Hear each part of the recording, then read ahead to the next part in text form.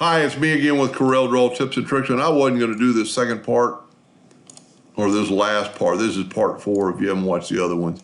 I'm going to move these parts out of the way because we have a major leak and it's right there. Whoever drew this drew the, put the tool path in there or whatever in the path. So we're going to join these nodes. And other than that, I think it looks pretty good. We do not need a line there or there because we want it to transfer through. I'm still a little leery it's going to leak. I found some leak, but I think we're good to go. I'm going to grab all those right there, go to Windows, work Dockers, join curves, and go ahead and join them. Now we shouldn't have a leak, but I'm still going to use our faithful rectangle tool and fill this in. And we've got a leak at least just on the inside. It didn't leak to the outside. I don't see how that's really quite possible. Let's try this. Let's try filling in. Yep. So the leak is somewhere right here. So really this video is about leakage. So that's why a lot of times it would be easier just to start over with drawing something like this, because you really get into, the leak has to be, of course I didn't draw this, so I don't know, that should be a continuous line. But here, let's do this. Let's nudge that all over. Remember, we didn't have a leak on that side, but we'll do this. We'll use this as a template. So we have this. We're going to make it red, and we're going to put it back on top. Now, we'll go ahead and move it down for a second, and we're going to take, and we're going to measure this. This will be a good little, get your parallel dimension tool kind of in the middle, 0.53 inches. So if we go to the contour tool, effects, contour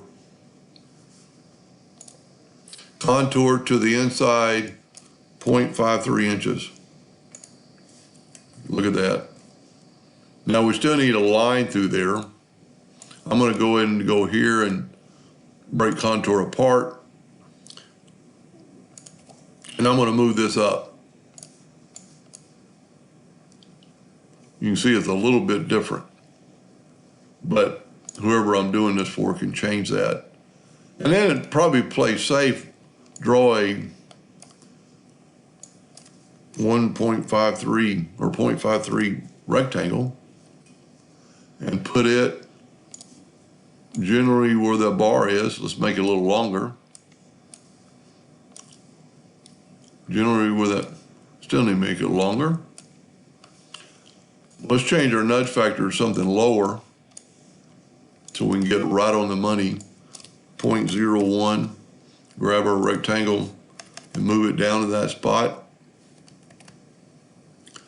Now I'm going to change the nudge factor back to 15 inches, and I'm going to grab our bar, grab our red,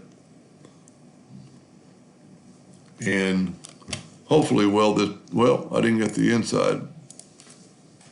There we go. Hopefully, let's see what happens when we weld this. Nope.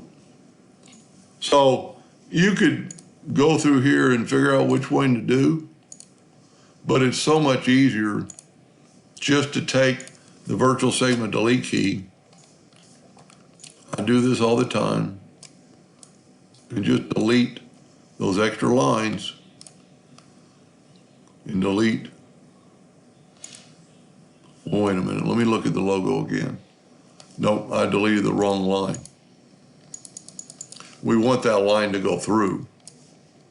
So we want to delete this, and this, this, and this. You can kind of see the knife stand up on a point. Now take the Smart Fill tool, fill that in, make it, I don't even know what color this is. kind of a brown with an outline.